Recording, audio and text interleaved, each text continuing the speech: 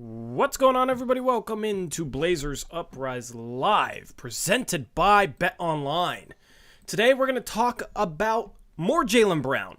This has kind of become the Jaylen Brown channel.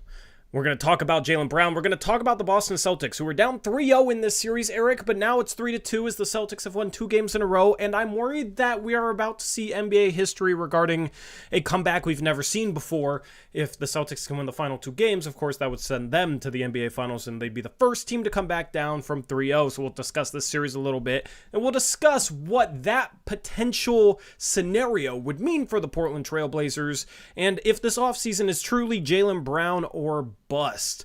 But first off, Eric, I want to know how you're doing. Are you having a good day, hopefully? Oh, yeah, pretty good. My daughter had a soccer game tonight that the other team didn't show up for, so that was kind of disappointing. But other than that, it's been a good day. Yeah, it's been a good day. Good weather here in the Portland area. How was your rec game?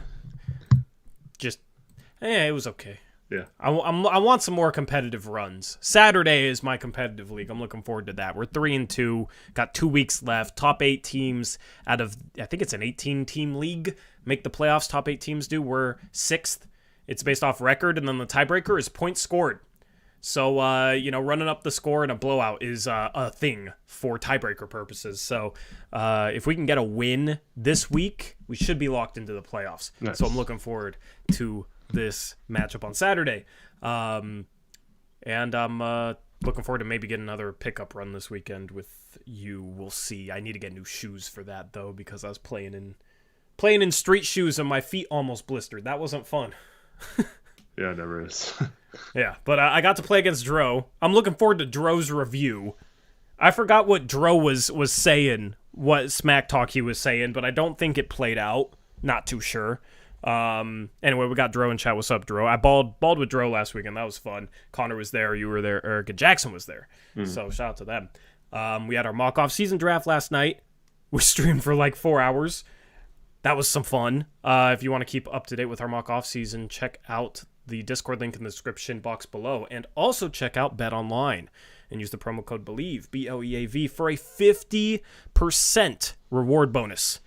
As we get into, well, we thought we were getting into the finals by now, Eric, but still, you can still bet on the Eastern Conference Finals, maybe all the way up to a Game 7 if Miami can't take care of business at home in Game 6.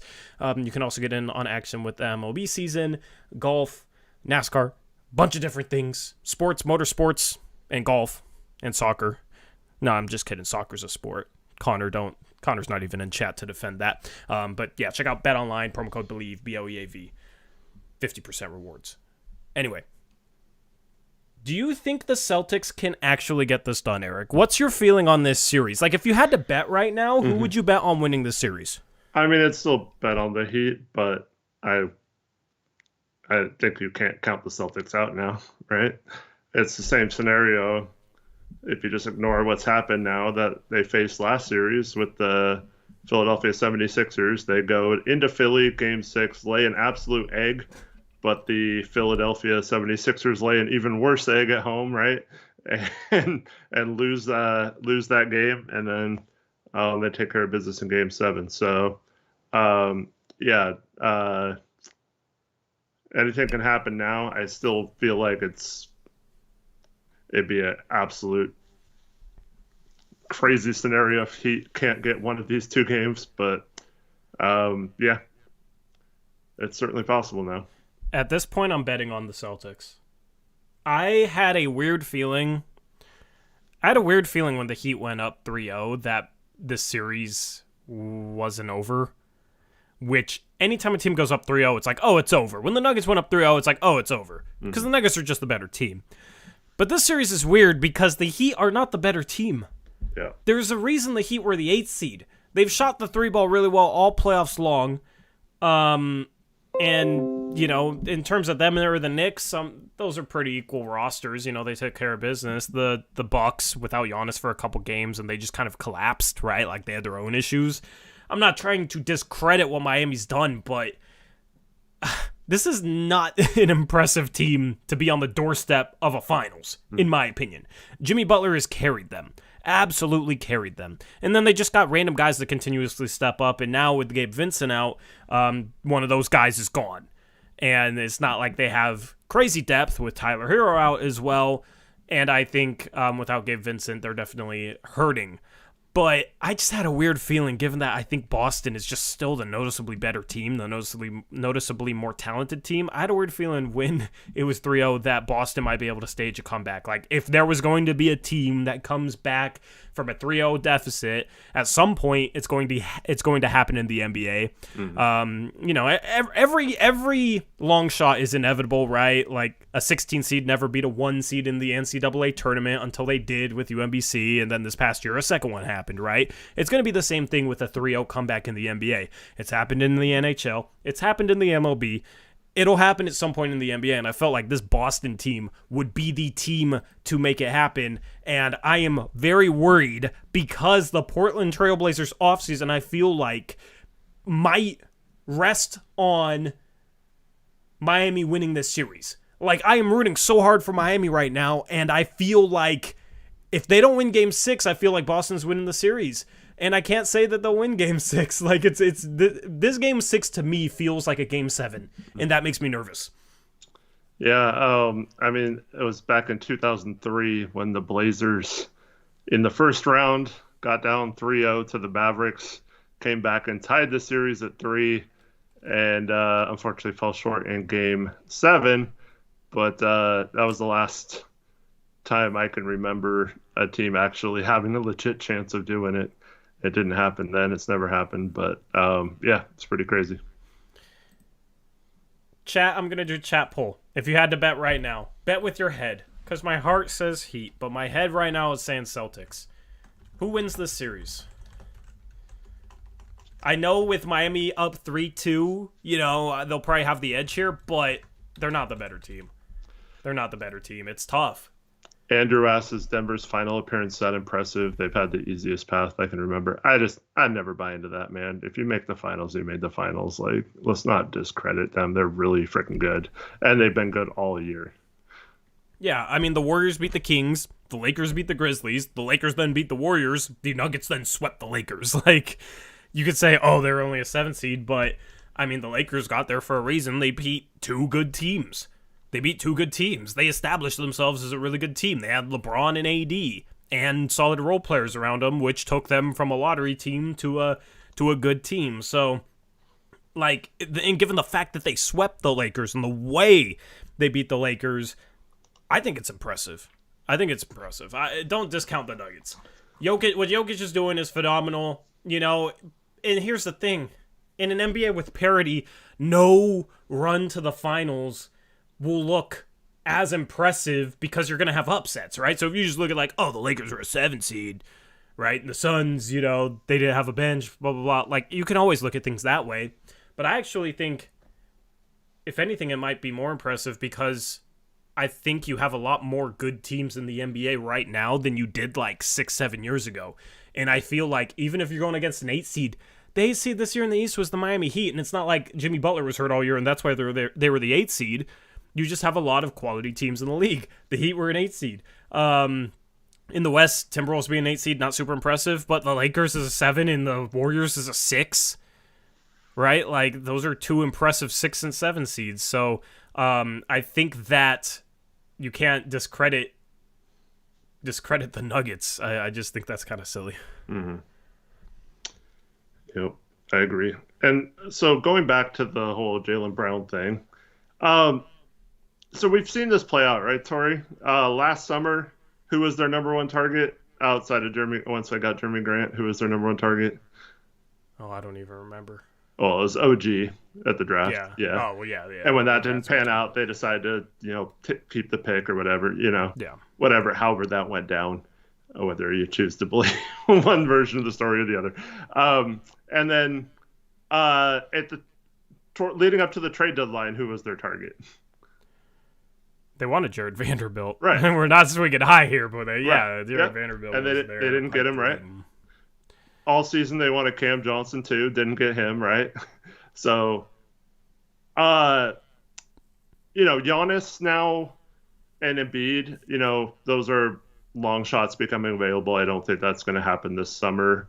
It might happen down the line, but not this summer. And then I don't know if you saw the reports today from a Nets reporter saying that the Nets want nothing to do with trading Mikal to Portland. And even if they did, the third pick in Anthony or Sharp is not enough for them. They'd want more in that trade. Yeah, let's just say, let me just say, because I did a whole video on this, Yeah. so if you didn't watch the video, you can't buy it 100% when rumors like this come out, because it could be them trying to play up his value. Right. But I don't not believe it at the same time. Like, there is a very legitimate possibility that is just completely pointless to even think about Mikal at this point. Yeah, and I think the important thing to remember is they've said all along they love Mikal Bridges. They don't want to trade him. So you're trying to get someone that they don't want to trade, which is a lot harder than someone, even if it's like the Toronto people that have 1 year left on their contract or whatever, because you can't leverage his way out of there with this contract situation being under contract for 3 years. So they're kind of stuck in a situation where if they're not willing to deal Mikal, Embiid and Giannis aren't available, Toronto doesn't come out on their asking price, are they now once again stuck in a situation where it's one target? We've talked about how the more targets, the better, right, this summer? Yeah. But are we now headed to a scenario where it's either Brown or they basically make that Dame mad and he eventually leaves? Like, is that possibly what it's coming to? I've been talking about this hypothetical. For a while, where what if every option like this just doesn't get moved and no big name player gets moved? Yeah. Like, the only big name player that gets moved is like Harden leaves for Houston, which, like, he's a free agent, okay? So that's not really an option for us. And then like Kyrie might go to the Lakers. He's a point guard. We don't need Kyrie, right? Yeah. So, like, in that scenario where literally no big name moves, I don't see how Dame could be that mad. I could see him being frustrated with the situation, but not like mad at Cronin. What is Cronin supposed to do at that point? Well, he's made mistakes in the past, which you could sit here and say like, oh, well, we should have done this and that. Absolutely. But if you're just looking at this offseason specifically, I mean, if every big name guy stays put, then it comes down to, okay, well, you have to try and give this team a good bench next year, and at that point, maybe you hope that Scoot Henderson goes too, and you draft Brandon Miller and hope that he can come in and be a really good NBA player. Because if you have a good bench and Brandon Miller is a really good NBA player from the jump and you draft him, then that could be definitely a top 6 team in the West next year. Not for sure, but I think it definitely has a fighting chance when you consider where this past year's team was when they were 27-28 when they made the Josh Hart trade. So I don't know. That's basically what the conversation becomes. Yeah. Before I respond to that, let's catch up on donos. Yeah, shout Carter Dick, $5 dono says, I want Brown so bad, but why isn't it more likely he takes his $295 million Supermax instead of asking to go to a questionable team? Eric, I'll let you answer that. One, he doesn't want to be in Boston anymore, and two, it's like 240 that he can sign with a new team.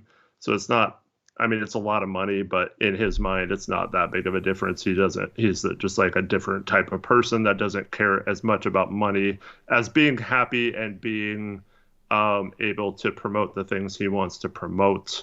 And he doesn't feel like he can do that in Boston. So assuming they don't win a championship, I think he's going to force his way out. So I don't think he wants to take the money. And then on top of that, the Celtics have to offer him 5 years, $295 million. It's very possible that they don't give him that full supermax either. They might offer him less than that as well, because they're going to have to give the supermax to Tatum here in whenever he's eligible. I think you have to play 7 years before you're eligible for that. So it's a situation where it might not happen for them, and or an offer might not happen, and Jaylen Brown might not accept that because he just wants out of there that badly. Somehow we're still having questions about like how do you come to the conclusion that Brown doesn't want to be in Boston anymore? Like, we've been talking about this for over a month. We've had multiple streams dedicated to Jaylen Brown. I mean, just look it up. He's got issues with fans being racist. He's got issues with some of the Boston culture towards black people, and he's got issues with some of the ways things have been handled within the organization as well. So, yeah, I mean, it's all out there. Offered in trades for multiple guys and multiple off seasons. Like, there's a bunch of different things leading up to this. So, anyway, like it's clear that to me that he would want a new destination if they lose the series. And then it just, okay, how does that play out? But Portland wants that, obviously. We want that, obviously. So that's why we're rooting for the Heat. Shout out to Brady Sieg, $2 dono, says, what's the worst return you would be okay with for 3? Brady, like, I think the next hour is kind of going to be a discussion that maybe answers that question, because here's the thing. There's so many different things that are possible if you're not trading 3 for, like, a big name. Trade downs. 3 for, like, a solid role player in like 8, or 3 for multiple first round picks and a couple solid role players. Like, you could do so many different things, or you could take 3. Like, there's so many different options on the table. It's hard to sit here and like pick what the worst one that I would be okay with, because I don't even know. I don't even know, because I don't even know what all the options would be. Yeah, I mean, I think Jaylen. The problem is you can't just trade the 3rd pick for a star, because they all make max money. So if it was just that situation where we're choosing the 3rd pick or any number of players, I'd probably pick several, maybe 15, 20 players over the 3rd pick. But the problem is we have to include like Anthony and other pieces. So yeah, I don't want to get into a situation where we are giving up like Anthony and the 3rd pick for like, I don't know, like Siakam. Yeah, I don't think that's a good trade. I mean, maybe you can do something where you get 13 back and you're still doing stuff, but like, I still don't think that's the best trade out there in terms of fit and value. So, but yeah, so back to what I was going to say, and this kind of ties in with it. I've kind of hinted on this for a long time now. I'm not so sure that the organization doesn't want that outcome, where Jaylen Brown doesn't get traded and they run out of options, and it basically forces the team to move on from Dame. I think part of them is actually secretly rooting for that. Why do you think that? Because they don't want to give up that pick. They don't want to. Yeah. So, but this is what the problem I have. Who doesn't want to? Cronin? I mean, I'm not. What are we talking about here? Because if it's Cronin, then Cronin lied in his freaking press conference. I know. That's my problem. And he's a bum. Yeah, like, so all along they've been telling us, oh, we're dedicated to winning with Dame. We're dedicated to winning with Dame. They even sent out an email to season ticket holders talking about how the front office is dedicated to surrounding Damian Lillard with a competitive team. Mm-hmm. So if they were doing all of that and saying all of that while secretly having some sort of like rooting interest in, oh, well, I hope we just get screwed on what we say we're trying to do so that we can do something completely different, then that is just, then I will never, ever forgive this front office for that, okay? Yeah. I understand why on paper it might make sense to trade Dame and draft Scoot if he's there at 3, and like, okay, that's an on paper argument. Like, I understand why some people want that, but that's different than the front office lying through their teeth to fans for over a month. You can't do that. So I would be pissed. But, okay. I completely 100% am with you. Agreed.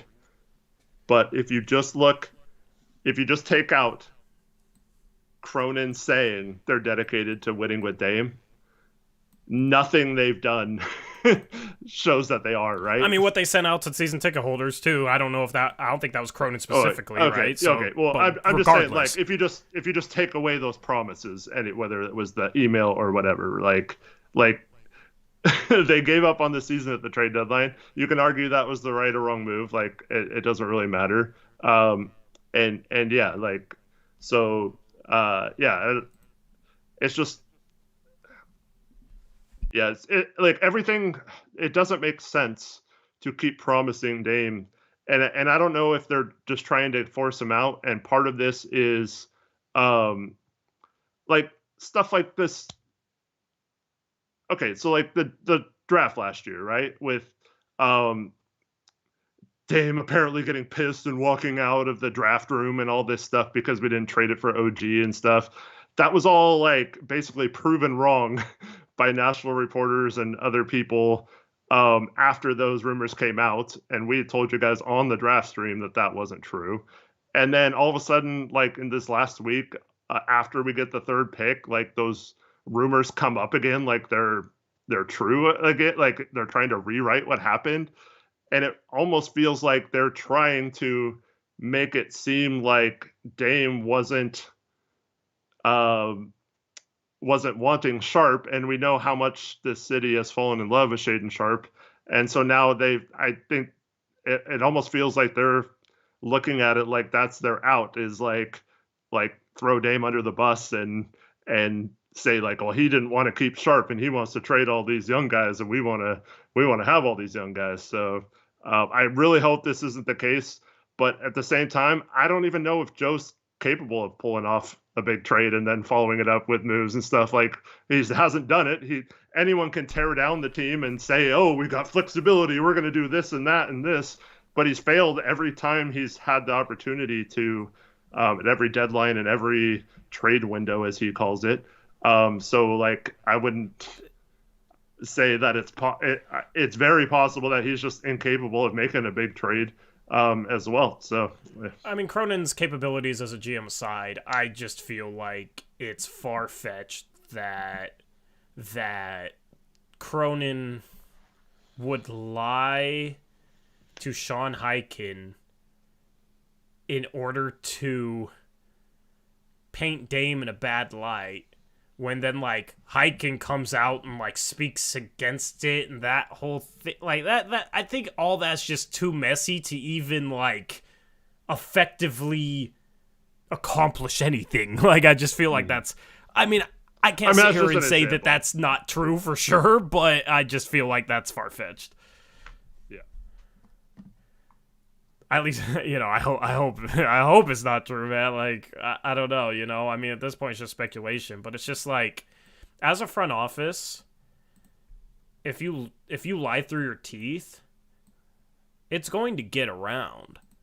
A lot of players in the league talk to Dame and like Dame. If you screw over Dame, especially with our image as it is, but then if that's your final straw, is like, oh yeah, they lied through their teeth about Dame, a guy who's been loyal to them for over a decade, and they lied to their fans. Not only won't fans forgive them, a lot of fans won't forgive them for that, but also a lot of people across the league won't forgive that. You think players that talk to Dame and are cool with Dame down the road, if we have the same front office, are going to want to go play in Portland if they do that to Dame? So, like, even if this rebuild goes successful and, like, 4 years from now, it's like, okay, well, it's time to make a splash. Our front office would be looked at still, in my opinion, as one of the worst because of them handling that in that manner. You can't handle things in that manner without getting a bad reputation. And it's not like Cronin is desperate in terms of job security, so I don't know why he would purposefully ruin his reputation or root for a scenario that would go against everything he said, which would ruin his reputation with agents, with the rest of the league. I don't understand that. Especially if it's true that Jaylen wants to be here. Like, that just seems weird that, like, we have another person wanting to come here to join Dame, and we're just like, nah, we don't want to. Yeah, it's just like, what is this I think this front office wants to win. Now, if it comes to a scenario where, like, you have zero options, So that's different than rooting against what you say you want. Like, I would not be able to get over that. And the problem is now wouldn't even be the time to root for that, because it's the worst possible position a trade market for Dame could possibly be in, because you have so many teams that can't trade future first. Mm-hmm. Like I talked about in my video, there's so many teams that would hypothetically trade for him and you hear attached to them, but they don't have future first.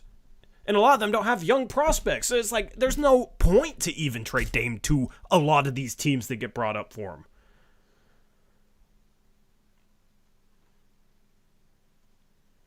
And people say, I think they got Mike Smith so they could go the rebuild route and trade Dame. It's good to have somebody good in your scouting department, no matter if you're good or bad. I mean, the Nuggets are good because they drafted Jokic at 41. It doesn't matter if you're good or bad. Having good scouting is good. Yep. And we still have the 23rd and 43rd pick, too, not just the third pick. Yeah, like, Portland didn't bring in a TV personality, former YouTuber, respect, right? Like, they used to do YouTube videos and have a website and then went on ESPN. I don't see a scenario where Portland brought in a guy with no front office experience, but like a really well-renowned scout, but brought in a scout for the purposes of trading their best players so they could rebuild. I think it was more so just like this dude sees talent, whether it's the first pick or the 30th pick or the 60th pick, because guess what? It's a lot harder to find talent to identify the guys in the second round that'll become good players than it is the guys at the top of the draft. The guys at the top of the draft, if you just look at big boards, like, okay, well, Amen Thompson is the fourth best available prospect. There's a clear top four in this draft. There's a clear top four. I think there's a clear top 8. Yeah. Unless Anthony Black goes in the top 8, which maybe he might. But, there's clear tiers at the top of the draft. But guess what? Good teams identify talent that is in the second round and undrafted. I mean, just look at Austin Reeves and how good he was this year in his second year undrafted for the Lakers. I mean, I was sitting there saying he's could be a really solid NBA player, so that is my hopefully he's off the Lakers so I can root for him a little bit more, because I always like rooting for the second round guys that I identify, but that's where the scouting really comes in, is the second round. Portland did not bring in a scout for the purposes of trading Dame. It just doesn't make sense. But I think that's so.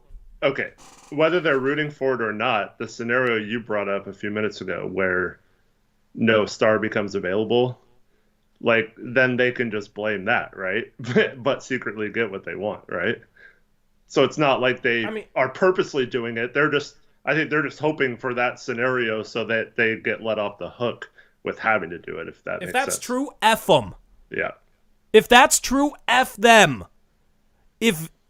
Eric, they can't be sitting here saying one thing to Dame and to the fan base and hoping for the opposite. Mm-hmm. That is so shady. Screw them if that's the case. I already don't really like Cronin because I don't think he executes well, but like I think he's an upfront, guy for the most part. He doesn't, have as many bad quotes as Olshey, right? So I was like, okay, he's a little better than Olshey in that regard. If that was true, worst GM in franchise history. You can't do that.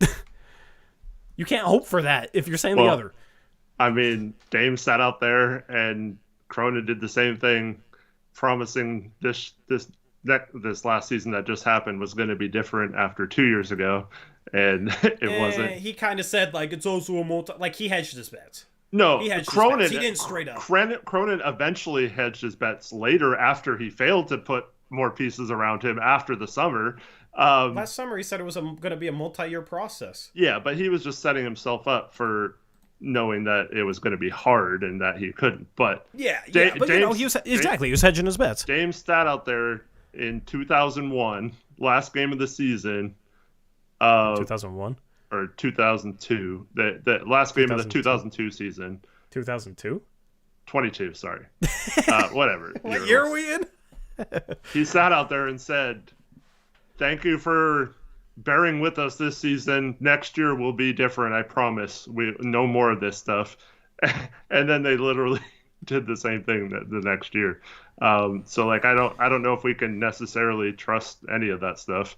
And like I said, it's easy to Cronin's done that.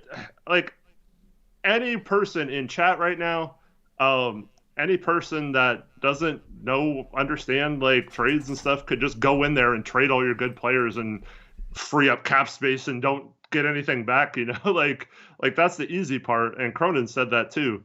So I just don't know if he's capable of then using that. I mean, he's already wasted the flexibility of last summer. He's already like missed out on the trade deadline this year of providing any sort of contracts or positive assets to build on this summer without having to trade their best assets, So it's just I don't know. I wouldn't put it past them to think that maybe like just a full reset would be good right now.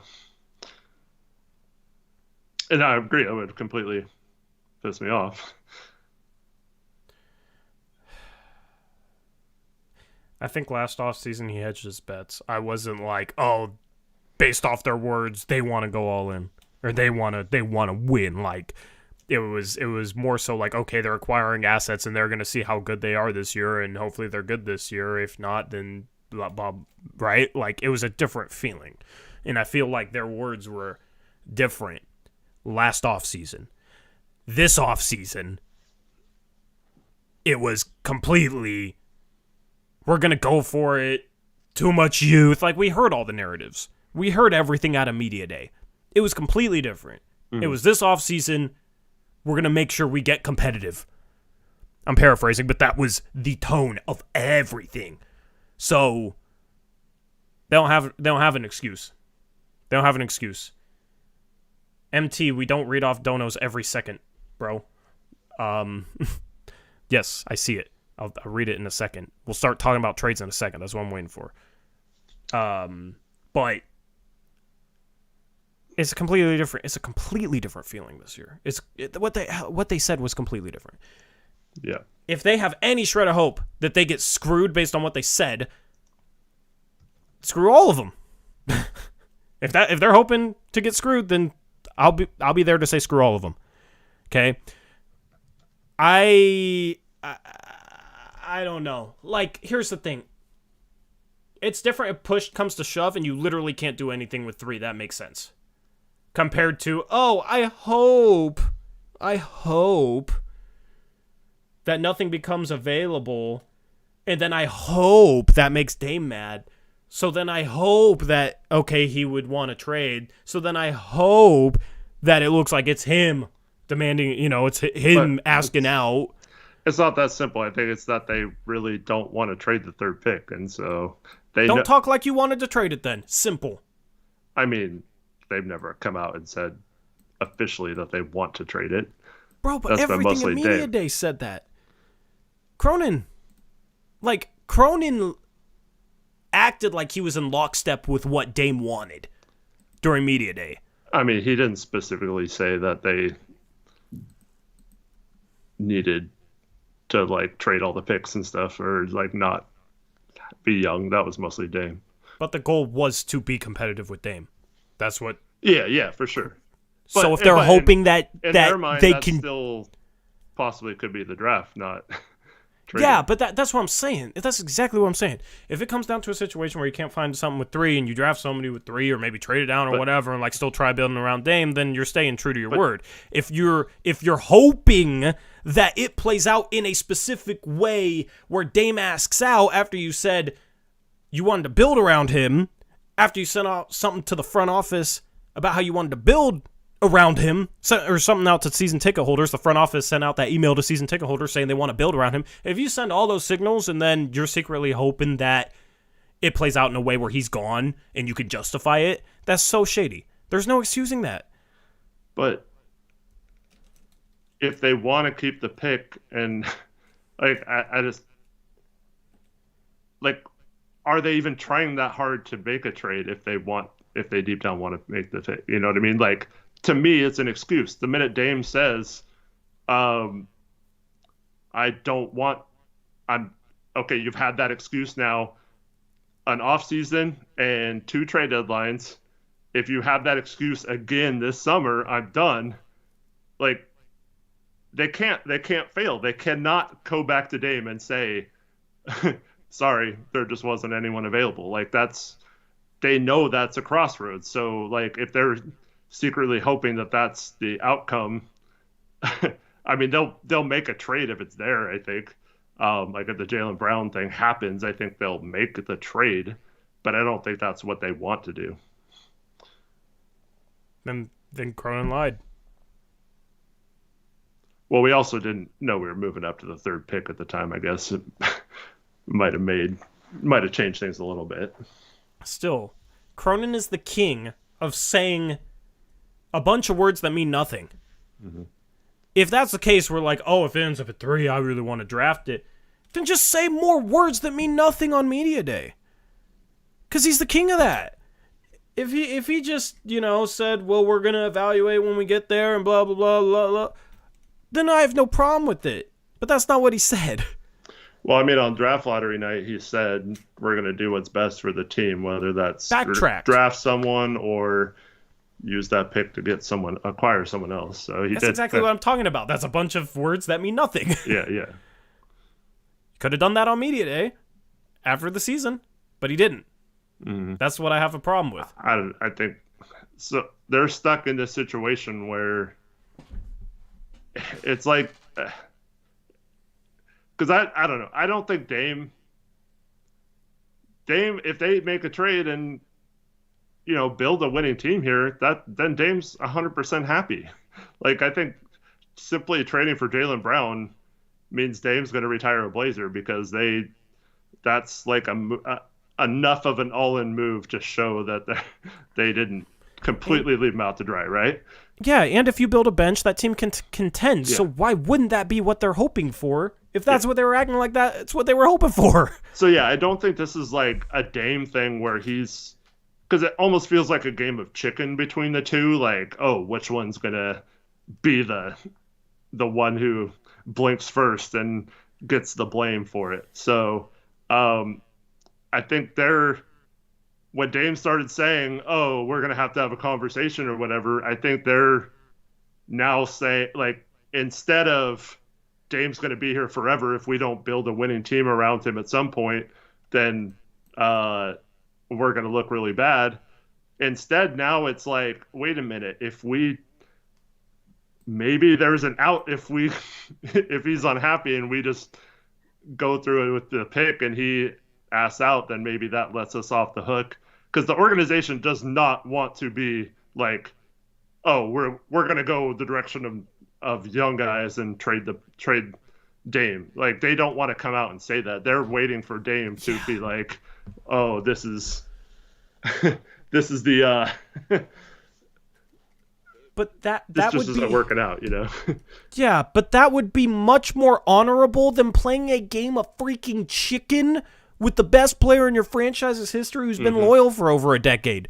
That is the biggest act of cowardice that a front office could have. I mean, it's not just Cronin though. It's like, I mean, we know Burt Cole and Jody are a joke, like, yeah. So, I mean, if all this is true, this organization is a much bigger joke than even I thought before, and I already thought they were a joke. Like you're talking about the worst. If they're playing a freaking game of chicken and hoping for something that goes against what they acted like they said they want, so they can blame it upon the best player in franchise history who's been loyal to the organization for over a decade. If they're pulling all that to try and do damage control with PR while also not really caring about how that would be taken across the league, that is the dumbest thing I've ever heard. Yeah. But I mean, everyone thinks that Dame should ask out anyway, so maybe they just think it won't be blowback on them. Maybe they just think it's finally everyone's just getting what they want. I mean, maybe they're the worst front office and ownership duo in all of professional sports. Unfortunately, we can't rule that out. But, I mean, that would be my opinion. That would be my opinion. Just because the way all that would be handled would be terrible. Like, I wouldn't be happy if they came out from the get-go and said, like, we have to explore all options, right? Because I want a specific option. But at least that's respectable in a way. Because the alternative is just not respectable, man. There's no way they're going to say that, though. They know that's going to... I mean, there's a very strong vocal minority that wants to trade Dame right now, but they're just coming out and say we're going to leave that option open. That would be... a good portion of the fan base would definitely revolt and get mad at that if they're even considering. Revolt if this plays out this way anyway. Yeah, but they're in their minds they think they're going to kind of dupe the fans, and if that's true, they're stupid. Yeah. And if that's true, they're stupid as hell. Like, there's no excuse. There's just no excuse for that excuse. There's no excuse for that type of thinking, in my opinion. There's no excuse. Like, we're already... What has all the damage control and PR stuff in the past 2 years done for us? We're looked at as one of the biggest jokes in the league already. Now, some of that is due to what happened before this front office got here, but it hasn't gotten any better. We're still looked at it like a joke. The only thing that would save us from not looking like a joke is the fact that we were so bad the past couple of years. Like... and I guarantee you the Dame return would make us look like a joke too. Yeah. Well, that's the thing. That's the thing, though. This specific front office, yeah, we made the playoffs year after year after year, right? Since this front office has come in, has our perception gotten better? No. If anything, it's gotten worse. I don't know. We've done a lot of favors for teams with trades and stuff. Yeah, I'm sure the Clippers love us. That doesn't... They're not going to repay the favor, though. If anything... They're just going to try to fleece us again. Yeah, if anything, it's like, we suckered them. We got Norm Powell for Keon in a second, and it's almost a sign of disrespect, in my opinion, that they would probably feel towards us like they don't even respect us as a viable trade partner because of how bad they fleeced us. Tyler James has the final piece of this puzzle, and this is the last thing I was going to bring up here. He says they're hoping they can go the cheap route and not be blamed for it. And this is the other part of the equation. If they get Jaylen Brown, they're going to have to be a deep tax team or, go into the tax. Would they? Yeah. If they don't use the MLE, they could have a trash bench in that starting five. Yeah, and but out.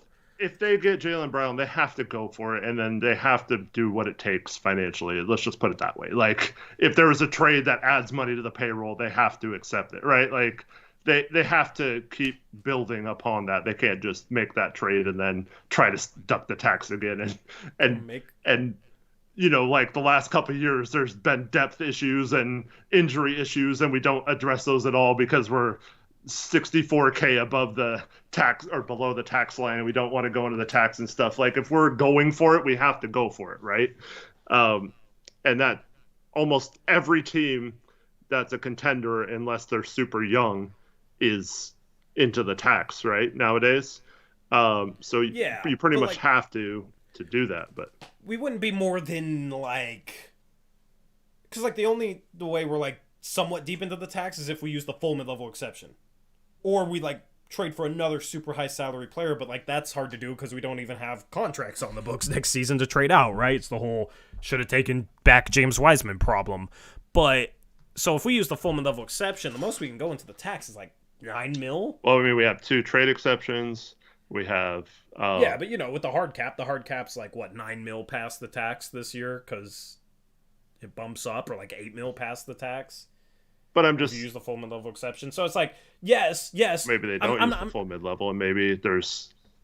all the players we talked about, let's just say they had, Cody Martin and a $12 million contract, and then, Nurk or something, and they're trading for, a big $30 million, a $40 million contract or something. I mean, that would have to be in season, though. No, that's what I'm saying. It's I'm not saying right this summer they have to go this far into the tax. I'm saying if you make that trade for Jaylen Brown, you have to be willing that at the trade deadline to add money to the payroll if it helps your team. Next offseason, if Jaylen Brown resigns then for a huge contract, then you're super deep into the tax because it's like 5 years, $240 million. Jeremy Grant's contract then goes up. So you're basically putting a 5-year tax burden on this team. If you do that, it's not as simple as just saying staying out of the tax this one off season or not. Yeah, for sure. I'm just saying, like, if you just look at specifically this season. Yeah. Well, I mean, that's never been the case. They've always, like, at the trade deadline last year. I know, but, like, okay, but, like, if the team is good, they're going to make more money. So I don't know what the exact numbers are. But it's like, at what point is it, oh, we're spending so much that the money we're making off the team being good, ticket sales being higher, merch sales being higher, viewership, I don't know how their split is with Root Sports, but viewership being higher, playoffs. Well, what if they think getting a star at the third pick and building on that Shaden Anthony third pick with a Scooter Miller or MN, and then going that route. What if they think anything at this point? I don't know. I'm just saying, like, that they haven't shown, like, because, okay, let's just say we take them for their word that they're 100% committed to winning this summer. Why were they unwilling to add salary for next year at the trade deadline then? Like, it doesn't make sense. If they were setting it up to be that way. It could be a difference between, like, oh, we're willing to add salary if we get a second star because then we can contend and then it's worth it being in a tax, compared to, like, oh, well, we could go into the tax this year for Rui Hachimura. Well, because Rui would have been, by the time their moves were done, they could have gotten Rui. And no, I know, like, order of operations and stuff, but still, it's like, if you're looking at it being 500 that late into the season, game below 500, and then, like, your options are all role players, like, that's a different conversation talking about going into the tax than, like, oh, we have Jaylen Brown on the roster now with Dame and Grant and... Yeah, but what I'm saying is, if they were setting themselves up knowing they were going all in this summer and wanting to go all in this summer, why wouldn't they have added the pieces to make that easier? Lack of foresight, or didn't want to go into the tax last year before going into the tax this year, or, I mean, I'm sure you could come up with a few different explanations. Just take Wiseman, for example. There was a way to get Wiseman without going into the tax still. And they chose not to. I mean, you've said it yourself. You don't have much faith in Joe Cronin. Okay. But here's what I'm saying. So, the Hartenstein thing, right, with New York or whatever. Like, they didn't even... They told New York, we don't want any salary for next year. So, like, to me, if they're talking about that in trades, they're already looking ahead to next summer thinking we don't want to have to pay the tax or whatever. So that makes it more likely that if this is true, they possibly also want to go young just to never have to go in the tax or never really have to do that. I do think that is a possibility.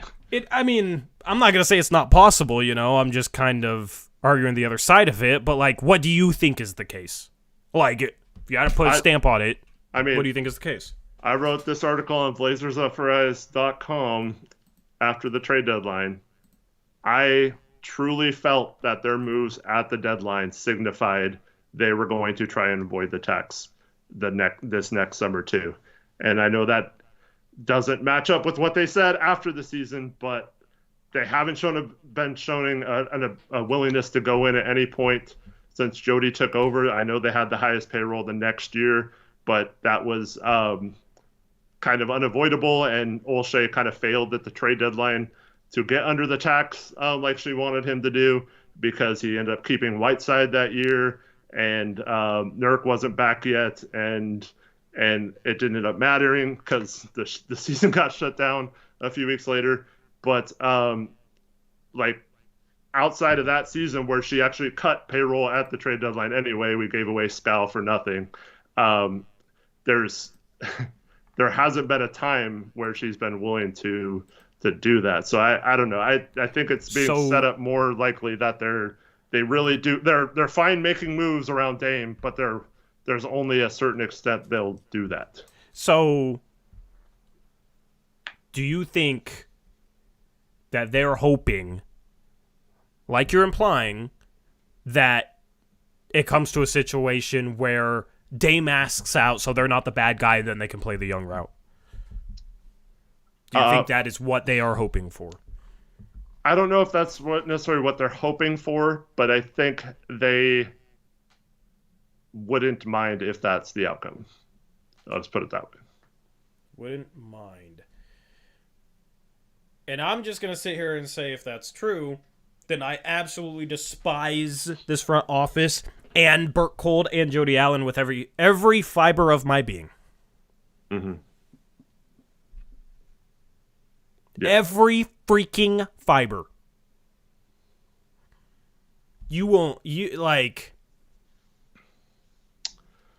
That's the worst thing I could imagine. So DT 1023 says, I don't know, man. So she's hoping we're never a contender, so she won't have to pay the tax. I think they're convinced Sharp is going to be a star. Ant is really good. The third pick could be another star. And if Dame wants to be a part of that, they can go young, stay under the tax, and still please Dame. They can still keep Nurk and Grant and stay under the tax.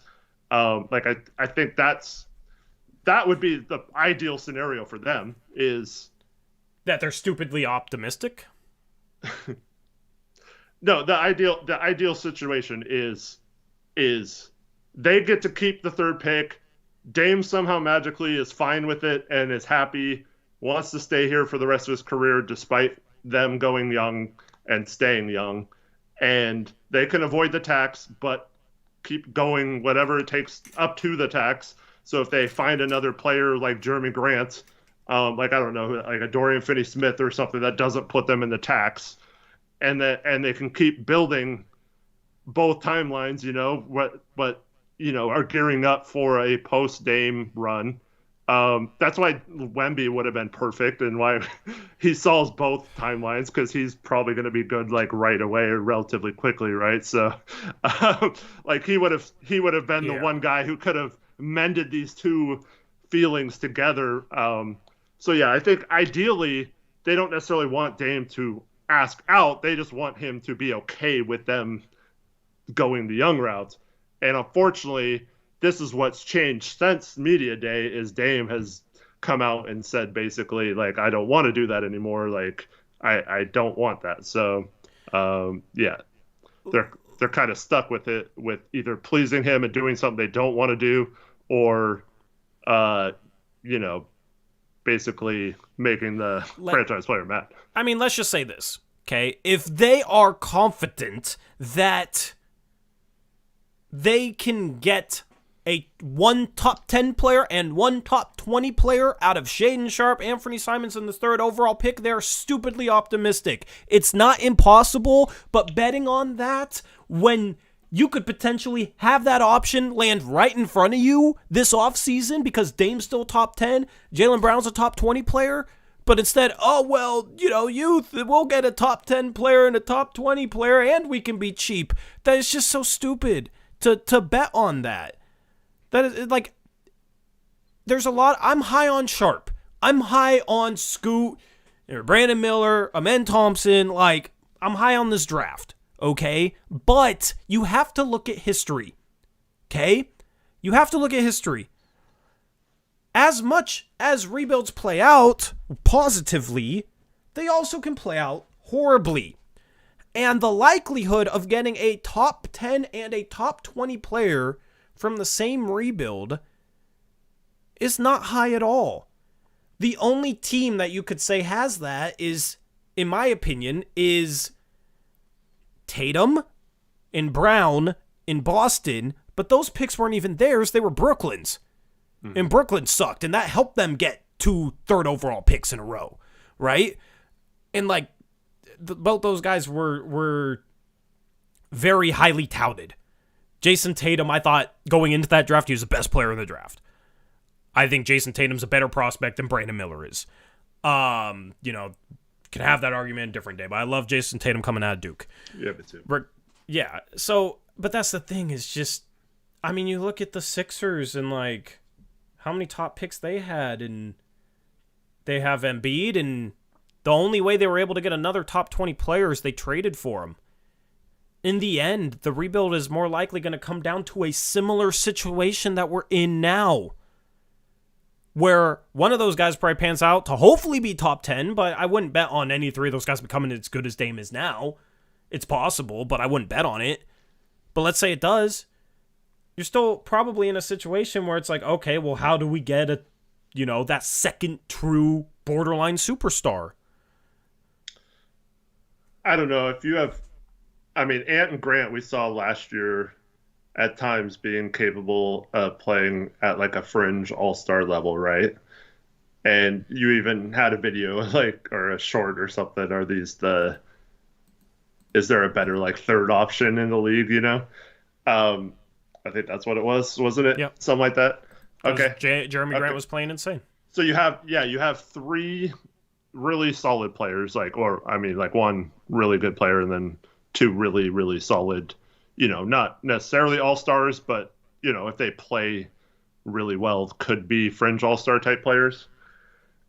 And then you have Sharp and whoever the third pick is still with even higher ceilings than fringe all-star. Even if all those guys only get to the fringe all-star range, which is, top 40-ish player, you still have four then top 40-ish players on your team, and Dame, who's, who knows what he is in a year or two, but, it's still 10 to 15 at worst. So you're still have, one of the top players in the league, and then four fringe all-star level players. I think that's closer to what will be the norm moving forward on really good teams than necessarily just pairing two superstars and two top 10 players and having but banking on every young guy to become a fringe all-star. Mm-hmm. I don't know. Like the thing is with like Jeremy Grant or whatever, like he played at a fringe all-star level for part of the season, but you know how many guys each season for part of it play at a fringe all-star level? Like, you give Cam Thomas 35 minutes a game all season long, and for part of the season, he's going to look like an all-star. Mm-hmm. So, I don't know. Like, I just, that's why I'm not on that route, is I just feel like it gets overestimated. The rebuilding route and upside gets overestimated. I agree with pretty much everybody that loves Sharp on his upside, but it seems like Sharp's biggest fans think that upside is certain when it's not. It's like we're taking 10 games of him playing for a tanking team, and it's like, oh, yep, see, he's gonna definitely be. I mean, people call him the next Kobe. Like, what are we talking about here? I think there's a solid chance he becomes a all-star, but when you use the word upside or ceiling, it's talking about like the best case scenario. Yeah. Or the best realistic scenario, because maybe what Jokic became is not realistic, Yeah. It's his ceiling coming into the draft, people would have said was lower than what he became, right? So, sometimes you can surpass your ceiling that people think you have. But regardless, ceiling and upside is just best case scenario. And nobody ever takes into account the worst case scenario. Markelle Fultz had so much upside coming into the draft. What's the floor? Oh, the floor is apparently he forgets how to freaking shoot. The floor for Ben Simmons is he forgets how to love basketball or whatever and doesn't want to dunk on Trae Young, even though he's 6'10". And currently 2 of the top 4 can't shoot. That's why I like Miller so much. Yeah, but I mean, like, that's the thing though, is do you see Miller potentially becoming a borderline top 10 player? I have a hard time seeing that. I know you're higher on him than me. He's he says he models his game after Indiana Paul George, and that's exactly how I would describe his game. I And just don't think he has the athleticism that Indiana Paul George had. and I don't know. I mean, if you get that type of player, I mean, that was. I don't know if Paul George was ever considered top 10. I mean, he was fringe top 10, I guess, at his peak, but not. Yeah. I hate when people bring up like Tatum as a comp for Miller. I don't, because there was a comment bringing up like, oh, it said Miller can bulk up and look like Tatum. Tatum at the same age was much quicker and much shiftier. Mm. Yeah, he had a little bit more of a bag. Yeah. But Paul George, when he came out of Fresno State, was it? Um, it. I mean, no one was talking about his burst or his athleticism or his those kind of things. They were just saying he had good size for a shooting guard / small forward, and I mean, no one would have thought he would be what he became either necessarily. Yeah. He falls to what, the 8th pick or something, 9th pick. Forgot what it was, but yeah. I feel like if you're gonna hope that Brandon Miller ends up with the same level of burst and athleticism as Indiana Paul George, then you should be high on the chances of the Thompson twins being able to develop a 3-point shot. You know, like I feel like that would be as good of a bet, being able to develop a shot. We've seen non-shooters develop shots in the NBA. I mean, just look at Nurk. So, and that's the thing with them is like, if a men just becomes an okay NBA 3-point shooter, where like if you go under the screen, he can like knock down 35% of them. I think he ends up being a top 15 player. I think he ends up being a legitimate star because I think he'll be able to get to the rim constantly.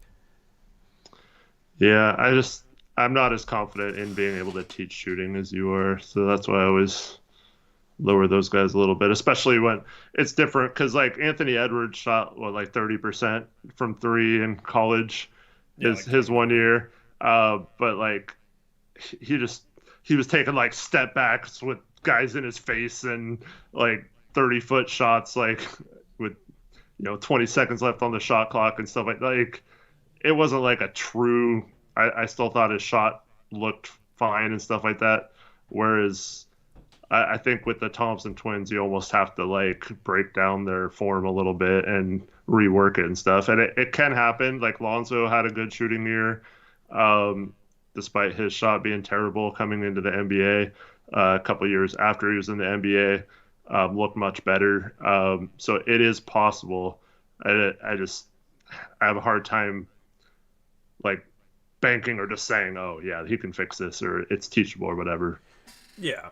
I love a men and a star because I think they have traits that could make them legitimate stars that are harder to teach than a jump shot. Yeah. That's why.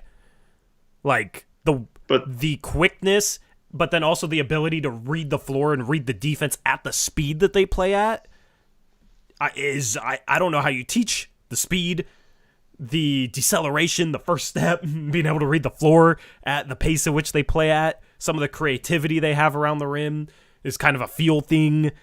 You can teach some of it, but some of it's feel. The athleticism, like, I think that stuff is just as hard, if not harder, to teach than the jump shot. So that's why. Well, yeah, it's all going to come down to work ethic, and you got to have that mindset that you're elites. And I don't know, I've just seen way too many super athletic guys that bust because they don't really ever use their athleticism. I'm not saying the Thompson twins will be bust. I'm just saying like I've just seen it go in both ways. Yeah, Whereas, and I understand that. Like with Miller, we've talked about guys like that. Yeah. So yeah, and it's that undescribable it factor. It's like, I don't know. He plays like he thinks he's a star, and he has that aura about him. He has that like he just, it seems to me like he has that mindset. Like, I'm going to go in this game and and dominate or whatever. Now he doesn't You always know who dominate. I'm thinking of? You know who I'm thinking of? I'm thinking of Dion Waiters right now. Okay, yeah. I mean, Dion wasn't super athletic or whatever. No, I but know. like, I just, a guy who thought he was a star and has that it factor. right. But like, I mean, Dion never shot like Brandon Miller did in college. So like, Yeah. But that's why I feel like, like I don't know. It's like sometimes you can be the quiet type. I mean, Dame's kind of like more like that, like the quiet assassin. You don't necessarily have to have that overly confident, reputation or like feel about you. So like I don't think it necessarily means you can't be one way or the other and still be dedicated to your craft. I mean, Sharp last year, like he didn't seem confident at all. Like he just seemed like the quietest, shyest person ever. Mm-hmm. And then he turns out to be super, super crazy good, and so like it definitely goes both ways. It's just like I don't know, something about Miller just the way he moves and plays. And I just feel like he's going to be dedicated to basketball as long as he's not dumb off the court. But yeah, I will say this because you brought up work ethic. Like listening to interviews with Amen and Asar, like I was kind of impressed with them. Like they know they have stuff, and I think they have a high work ethic. So, it's like, will that work ethic be able to produce average shooters? Like, I'm willing to bet on that. There's times I've bet on guys becoming shooters and been wrong. There's guys I've bet on becoming shooters that didn't shoot well in college and I've been right about. Tyrese Maxey was a guy who shot like 29%, 30% from three in college, but just based on his form and some of the mechanics of it, I was like, he'll be able to shoot. And then he was able to shoot. Same thing with DeAnthony Melton, who was a second-round pick a few years ago. I remember even like having arguments kind of before he became like a guy that was known as a guy that can knock down threes. I remember having debates with you, and I was just like, I think he's going to be a shooter, So same thing with Austin Reeves coming into the draft. So, but then again, a lot of that with them was like their form looked solid, and it looked like maybe there's just like one or two tweaks they need to make to find some more consistency because the rest of their stroke was repeatable. Because that's what shooting comes down to, just shooting the same way every time. And good mechanics help you shoot the same way every time, but you could have busted mechanics, but if it's the same shot every time, it's going to be good. Yeah, but so the Thompson twins shot doesn't look good in my opinion, and it's not. It doesn't go in. So the shooting elbow is what Amen needs to fix. Yeah, the shooting elbow, the way it flares out, how stiff it is, like that's what he needs to fix. I think, and the base. I think the base might be a little too stiff, but I don't think that would necessarily hold him back. I think Amen's shot is better, like form wise, and I have more faith. Or I think Asar's shot is better form-wise, and I have more faith in Asar being able to figure it out. But, I mean, like, Ja's not the greatest shooter. Like, he's probably a below-average shooter, right? Yeah. He's still a star because he just gets to the rim constantly. Like, I could see Amen being able to get to the rim as much as Ja does, and being able to finish at the rim the way Ja does. And just, it's like, it's not that high of a bar to be able to shoot like Ja. Because I think quickness-wise, like, I think Amen is that quick. Like, he's so freaking quick. So, that's why I'd like to bet on that. Do you feel the same about Scoot? As far as, like, being rim pressure and that sort of thing? Yeah, I mean, like, I feel like he's got the same burst and athleticism, but same questionable shot. But I feel like his shot looks a little better. Yeah. Like, I think he's athletic for sure. So, it's like hard to sit here and say this, but I think Amen's, first step is a little quicker and he's a little bit more athletic, and also he's bigger. But Scoot, that's not to downplay Scoot. That's just how crazy athletic Amen is, right? Scoot's really athletic too. I think Scoot gets to the rim well because of how creative he is with like some of his pacing and his pickups, and like the way he can get through traffic without losing the ball. A lot of guys, they end up in traffic, and you got multiple guys reaching at it, and they're getting their hands on the ball, and it's messing up your, final two steps as you try and go into a lay-in, or it's getting stripped, or whatever. But Scoot's really good at just, kill dribbles, picking it up under the defender's arms, and, exploding out of that. So it's kind of hard to analyze it, but it's just kind of a little different way that he's able to get to the rim, where a lot of it's pure athleticism and then being able to chop up his footwork, where with Scoot he's just really crafty getting through tight spaces, not losing the ball in tight spaces and being able to explode out of slowing down his steps but then being able to explode to the rim, that sort of thing. Yeah, I think when you mentioned Ja, I think that'll be the interesting part with him, and is can he absorb contact like Ja can? And Scoot, I think, is stronger than any of them, so he might be built better to withstand the hits he'll have to take driving that much. So yeah, I think he's a little more suited for it, whereas men might be able to get pushed around a little bit. Starting off, but he seems like he has a frame that can put on muscle. But he's also got the size that neither of those guys have. Yeah. In terms of wingspan and height, so he does have the advantage there. But each one of them kind of have unique sets of skills. Mm-hmm. But at the end of the day, I just think having that legit sized forward that can shoot the ball is, for this particular roster, if we keep the pick, is more of a game changer than someone that might not have the ball as much. But we've always had this conversation. Yeah, for me though, if Scoot goes 2 and the Blazers front office is just we're keeping the pick and we hope Dame asks out, then I hope they take Amen Thompson. Okay, yeah. If sure. Dame's not on the roster next year and Scoot gets drafted at 2, I want the Blazers drafting Amen Thompson at 3. Sure. If Dame is more okay with using the pick because nothing's available and he still wants to be here, even if they draft with the pick and Scoot gets taken at 2, then I want to take Brandon Miller at 3. Mm-hmm. Because I think that he would have a higher chance of keeping Dame happy over the next year or two. Yeah. Yep. And I think he would look better in the next year or two. So then if you do pull off some sort of all-in trade and then, the deadline or whatever, I think that Miller starting off might be able to have a little bit more trade value, because I do think the Thompson twins will struggle a little bit until they develop their shots and develop their bodies a little more. Right. And also, as we played out in several mocks we've done, and we had our mock off-season draft last night, the 23rd pick, man, there's going to be a really good player still on the board at the 23rd pick that can help relatively quickly. And so I'm intrigued to see what happens there as well. Yep.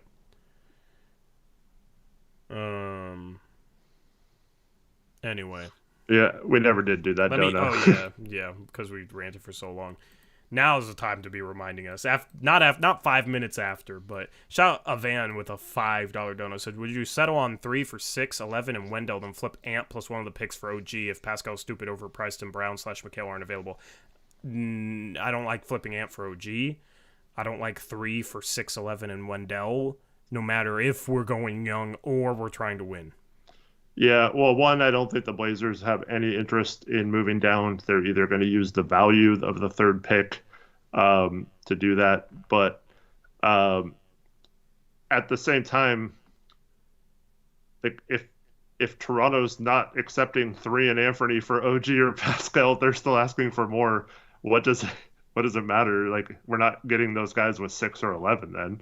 So, same with McHale.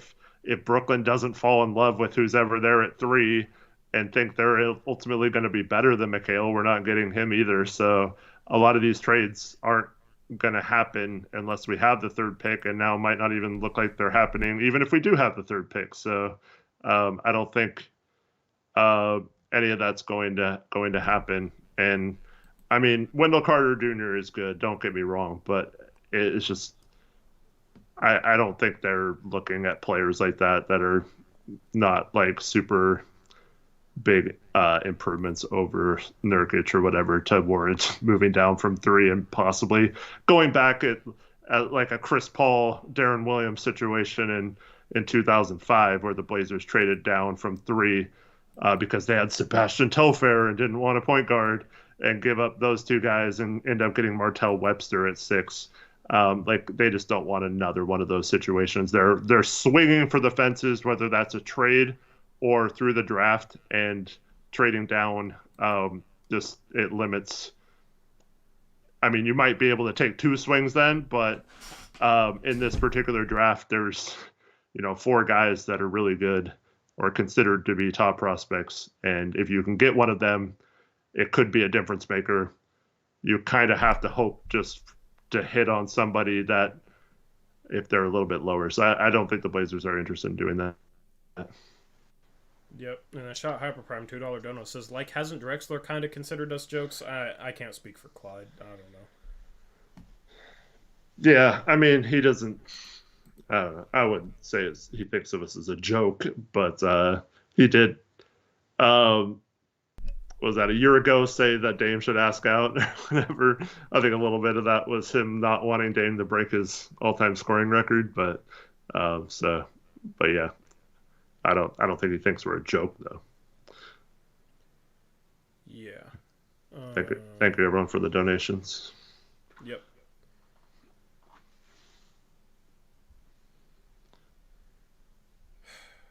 We don't want Siakam because we need to fix the perimeter defense, on-ball defense. Siakam doesn't really help with that like Brown does. That's why. Shout out Kieran, $5 donut says, how realistic is trading 3 for 13 and Siakam? MT says, asking prices drop on draft night. It's common sense, apparently. Thank you, Kieran. They didn't last year. Yeah, they didn't last year. So yeah, because you have to give up Ant in that, and then you have to make the contracts work as well. So I don't think they'll ultimately go for Siakam, just because I think they're out on the Toronto guys. They don't even want to deal with them. Yep. I mean, if they do come way down on their asking price, maybe, but I just don't see that happening. And I don't think either of them are worth the number 3 pick. I'd rather just keep it. Yeah. I mean, getting 13 back is intriguing. I kind of like it, but I'm only doing that if we get something good without giving up a good player. So if it's like Nas, Keon, Knox, and like a minimum contract like Jabari or Watford or something, then maybe you can talk about it, but I still don't think that's enough value. I'd want a first or something, at least a future first back in that trade too. That's just, I think the 3rd pick is just being insanely undervalued by the general public right now, by fans. So yeah, because it's ours, not the Lakers. Yeah. Yep. So Siakam just doesn't make sense, man, because he's not a great 3-point shooter or off-ball player. Like, he's below average 3-point shooter, kind of needs the ball in his hands, doesn't defend the perimeter well, doesn't fix the perimeter defense. Your starting lineup would then be Dame, Sharp, Grant, who struggles on the perimeter, gets screened out of every play, Siakam, who's like closer to Grant, and then Nurkic. So what, Shaedon Sharp's going to be your on-ball stopper at 20 years old? It doesn't make sense, because Shaedon Sharp needs to be like a secondary defender, because he's better in that role. He's not somebody you could trust to be the best perimeter defender in the starting lineup. Hopefully eventually, but like anytime soon, they should, if they're serious about winning, they should not be making that bet, and you don't make a trade for Siakam unless you're serious about winning. So Siakam just is not a good fit. I've been high on Siakam in the past before the Blazers got Jeremy Grant. But now that they have Jeremy Grant, Siakam doesn't really make sense from a fit perspective. He doesn't really solve the Blazers' issues. And this, to your point about if other teams had this. So I saw this from The Athletic today. The Rockets received Jordan Poole and Jonathan Kuminga. The Warriors get Kevin Porter Jr., Jayshawn Tate, KJ Martin, the number 4 pick for Jordan Poole and Jonathan Kuminga, and then 2 additional first round picks. Yep. That's the kind of crap that that media like. If it was flipped and Golden State had the 3rd pick right now, yeah, they'd be getting crazy players. Like it just doesn't make any sense. I just, especially if the Charlotte Hornets end up taking Miller and Scoot's available, and you have your choice of Scoot and Amen or whatever, like I don't know. I feel like that's going to be too intriguing for like every team to pass up that has a good player. It's just. Yeah. I found an article from back when the Warriors had the number 2 pick, and I'm just gonna go look at 4 realistic trade ideas for the number 2 pick. Who is this from? USA Today. Mike Sykes. So this was back when the Warriors had the number 2 pick. Trade idea 1: they trade 2 to the Bulls for 4 and Wendell Carter Jr. All right, that would have been a good trade for them. They trade 2 to the Celtics for 14, Marcus Smart, and a 2nd round pick.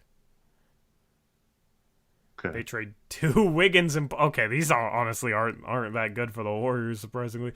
2 Jordan Poole and Wiggins to the Cavs for Kevin Love in the 5th pick. And 2 in Wiggins for Aaron Gordon and 2 future firsts. I mean, those are all kind of trash, too. Dang. We just undervalue top 5 picks, I guess. But that was just one outlet. So, let me see if I can find another article. That draft didn't have, like, I mean, I know Anthony Edwards was highly thought of, but remember right before the draft it came out that he doesn't love basketball and wish he was playing wasn't as good of a draft. Football and stuff. Yeah, that draft wasn't that great.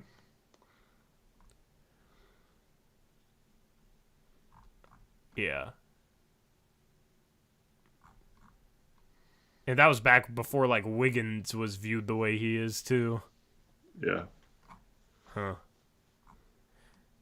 No, Wiseman wasn't necessarily huge pre-draft because he'd only played 3 games in college and then, like, quit on the team. And there was all kinds of issues about his dedication to basketball as well and his work ethic and stuff, so. And then when the Lakers had the 4th pick, it was all, they're going to get Anthony Davis. Constantly.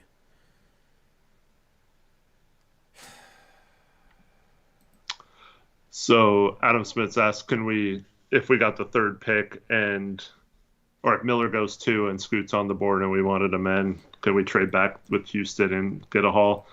I mean, I guess in theory we could, but the problem is just getting a bunch more, like let's just say they gave us a bunch of draft capital.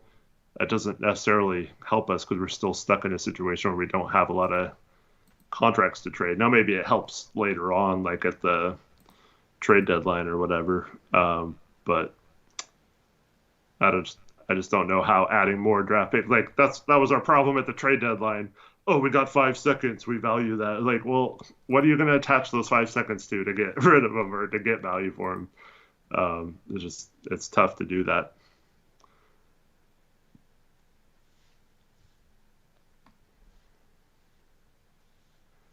Anything else you want to cover? No, open to questions.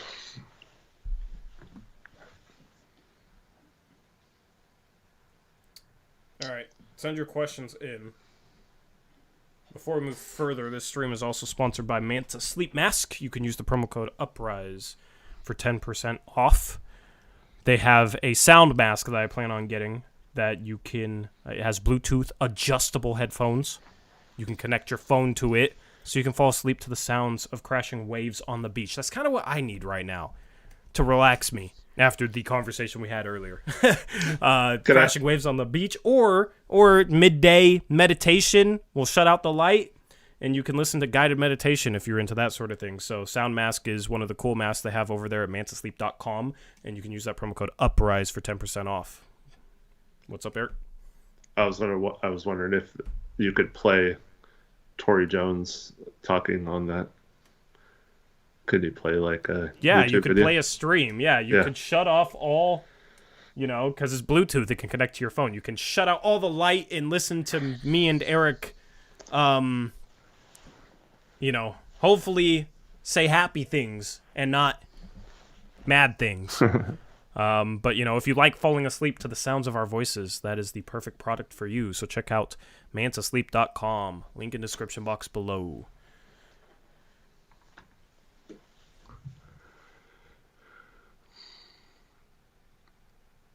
Lifeakai says, what's the real chance of trading down with the Pelicans for Herb 13 and the shooter? I'm blanking on it. Trey Murphy.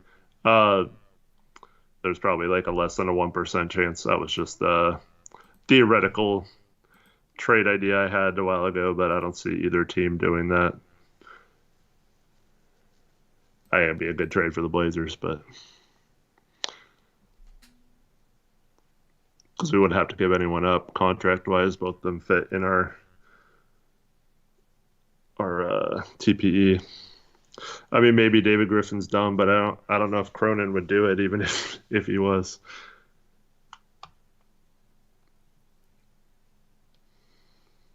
Would Brandon Miller have a similar impact or better impact than Keegan Murray, you think, Tori?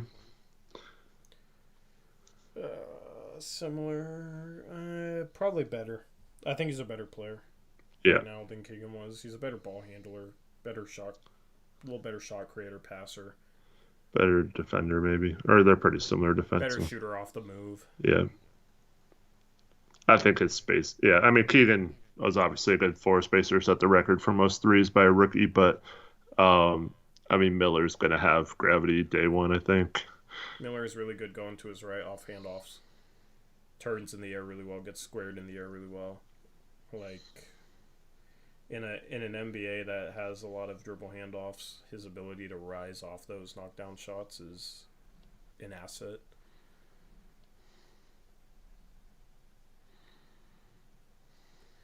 Joey says, do you think if anything happens, it will be when we are on the clock?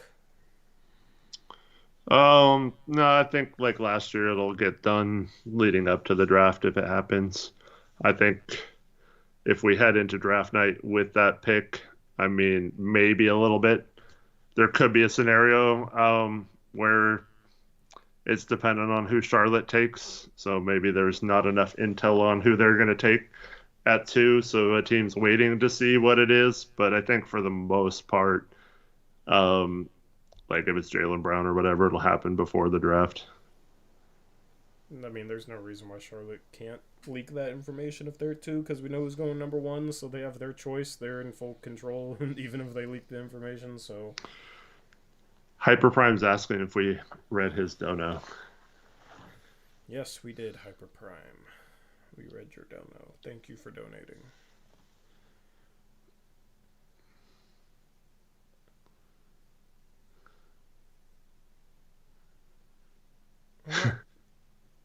Raptors would want, of course, every team would want Scoot. What are we talking about here, though? For OG? Hell no. Why, if we didn't trade the 7th pick last year, why would we trade the 3rd pick for him this year? Raptors fans are tripping. Liz Valen says, how anxious will you be those few seconds between seeing the Shams Twitter notification on your phone that says Portland has traded the number 3 pick to, and when you open the full tweet? See, don't they normally word it like Boston is trading star Jaylen Brown to the, and then they put the team? Yeah, I guess it depends on who it is, but yeah. I mean, I just keep going back to that stupid Robert Covington Norm trade where I read what we got for Norm Powell and didn't even see that Robert Covington was in the trade. I was so disgusted, and then I like reread the tweet a few minutes later, and I was like, "What? We gave up Covington too? Like, are you kidding me? Like I was mad enough without Covington in it, and then yeah." So yeah, I don't know. I mean, my heart's going to be pumping when that tweet comes. I don't have notifications on, so I'd be notified by someone else. But yeah, I mean, my heart's pumping right now because I think the Blazers need Boston to lose the series. Now you got me worried about what if Boston doesn't lose this series? What if Boston comes back? Sorry. I mean, Chase says, what are the chances that Cronin completely botches the offseason? I don't know. I'd say they're decent. I mean, what are the chances that Cronin wants to botch the offseason is kind of what I'm wondering.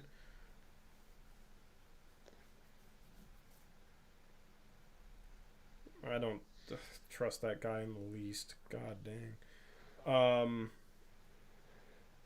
Adam Smith says, if Miami loses in the finals, do you think Miami would happily give us Bam and Hero, future first, etc. for Dame? No, if they're trading for Dame, they're not giving up Bam or Jimmy, and they only have like one future first they can trade, so they don't have a good enough package, and they're not teams aren't trading Dame to trade away Bam like the level players. They want to pair Dame with Bam and Jimmy. That'd be the whole point of the trade. So no, we're getting like Kyle Lowry and Tyler Hero and one first if we trade with the Heat. Like, if Dame got traded, where do you think he'd get traded to? There's not good landing spots. Like, we'd probably get screwed. Hernan would probably trade him for the next Keon Johnson. I have to plead the fifth. Okay. Yeah. Sorry. Well, you can talk about it. I don't know. I have no clue, dude. Yeah. Let's just say, yeah, that was part of why I was kind of down the show. Yeah. But I can't. I'm sorry. I can't talk about it.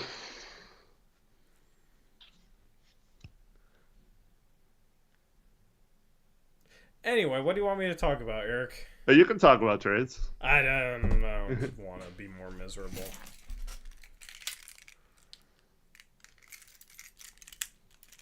But, yeah. Go Heat. Yeah. We'll take life advice now.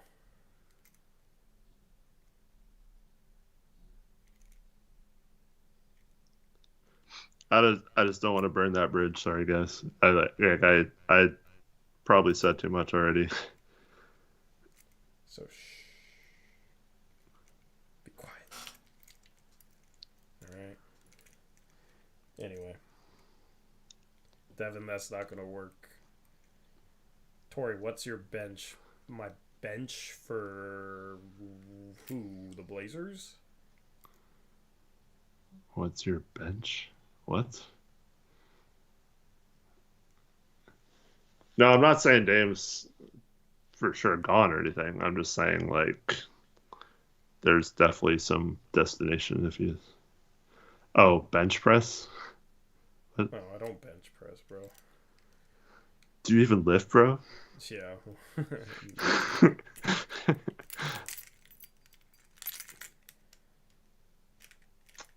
I like flour tortillas, mute that bozo. Y'all are gonna make me hungry. Ask life advice or we'll wrap up the stream.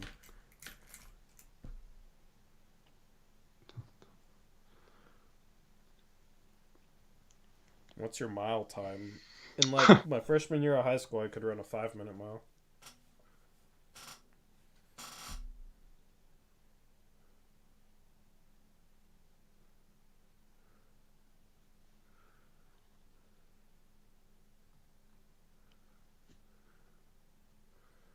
Devin messaged me.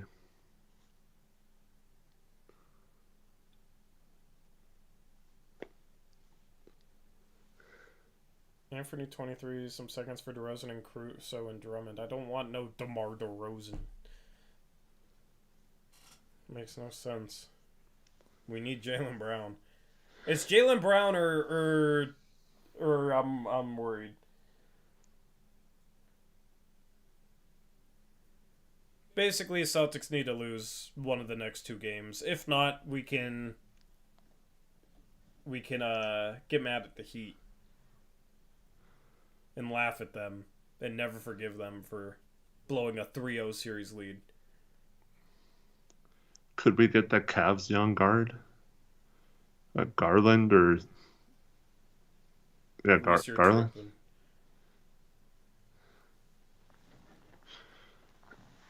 I don't see Cleveland trading Garland for Dame. And that wouldn't really make sense for us. No. Panda Express orange chicken. Inconsistent. It's really good when it's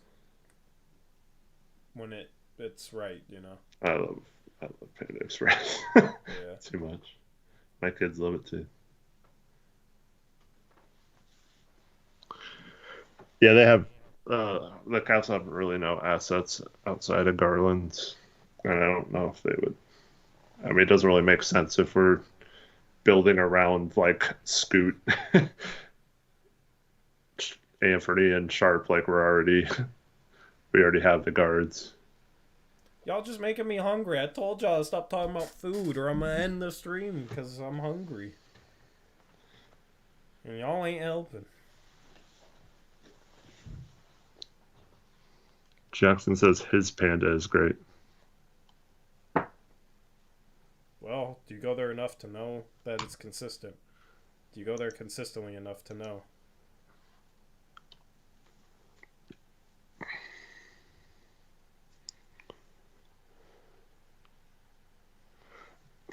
Then recess best cereal. Bro, Reese is killing me tonight.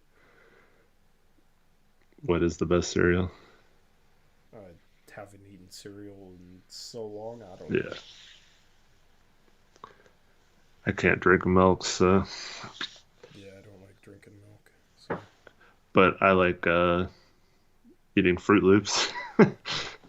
Yeah. One sport you think is straight up dumb. I don't think any sport is dumb. No, competition's fun. Yeah.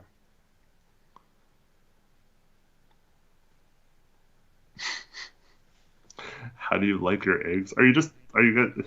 So you shouldn't have said anything. Now they're purposely. Yeah, I'm gonna just end the stream. I'm gonna just anything else you want to say, Eric? Yeah. I just like them sunny side up or scrambled. Yeah. Is that your final statement? No, thanks everyone for watching. Appreciate you all. Hope you all have a good night. And yeah, hopefully by the time we talk to you next on Monday, the Boston Celtics will be eliminated from the playoffs. Yep. Fingers crossed, go Heat. Sorry about that, Chase. Hope you all have a good rest of your night. This has been Blazers Uprise Live presented by Bet Online. Use the promo code BELIEVE for 50% rewards. We're out of here. We'll catch you Monday. Until then, as always, peace out. Go Blazers.